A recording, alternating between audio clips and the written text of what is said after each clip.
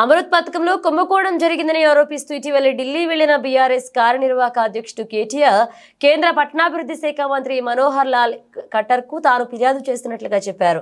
అయితే అందులో ఏమాత్రం నిజం లేదని బీజేపీ ఎంపీ కొండా విశ్వేశ్వరరెడ్డి తెలిపారు. ఓ ఛానల్ తో మాట్లాడుతూ కేంద్ర మంత్రి ఖట్టర్ ను కేటీఆర్ కలవలేదని, ఒకవేళ కలిసి ఉంటే ఫోటోలు విడుదల చేసి ఉండేవారని పేర్కొన్నారు. కేంద్ర మంత్రి అపాయింట్మెంట్ తీసుకోవడం నిజమేనని, కానీ కేటీఆర్ ను బయట నుంచే పంపించేశారని తెలిపారు. ఢిల్లీలో కేటీఆర్ ఒక బీజేపీ నాయకుడిని కూడా కలవలేదని కొండా పేర్కొన్నారు.